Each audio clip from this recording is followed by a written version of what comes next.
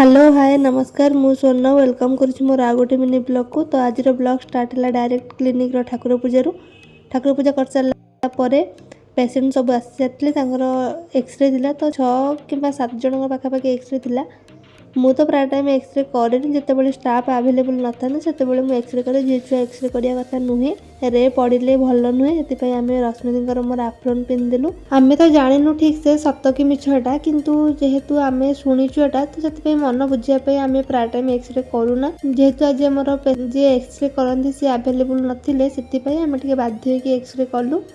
तापर भी आम आम सेफ्टी रे एक्सरे कर सारा पर आम जाके एक्सरे कलु। आफ्रोन पिंधिला एतटा भी रे पड़ेनि देहरे सब कम सर सारा रश्मि सांग माने जड़े दीदी मैरेज थी तो सहित वीडियो कॉल कथा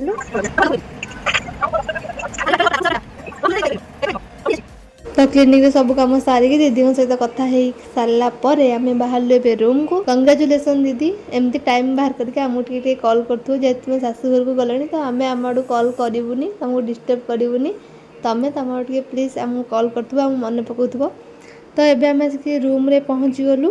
पहुँच सारापर जेहेतु आज आमर मो भौणी ता पाखक किसी जिनस पठाई आम घर से मुझे देवाई तो ताकू जिनस सब दे सारा आम आसिकी बस स्टॉप रे ठिया पड़लु। भुवनेश्वर लोक आ मोमो पिज्जा बर्गर पसंद करना ओनली ओडिया घाट आम गाँव में एत बड़ बड़ जंगल थाई आम घर पाखे लोक मैंने आकृष्ट होना कि भुवनेश्वर गछ लता लाइट सब देखिकी लोक मैंने आकृष्ट हो भुवनेश्वर आसते ग्लो कर सतरे ना सीरियसली तो मुझे पूरा ग्लो कर कम मार कि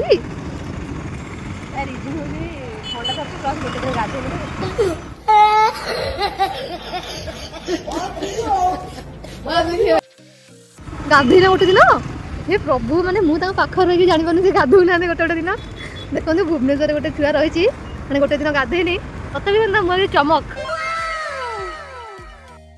जदि कैटेगरी किए अच्छा प्लीज आप कमेंट मध्यम जनइबे बोले गाधोनी मोर जानी जस्ट मोमो आ साउथ इंडियन रेस्टोरेंट खाई बरा चटनी आलू चप चॉकलेट तो मुहर मत तेलरा मेसेज पड़छ टे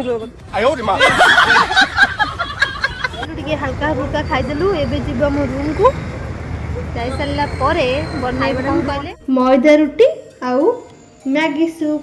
जदि आपको आज मो मिनी ब्लॉग भल लगी please like comment share and subscribe करदे। रोहुची पुणी देखा नेक्स्ट ब्लॉग रे। जय जगन्नाथ।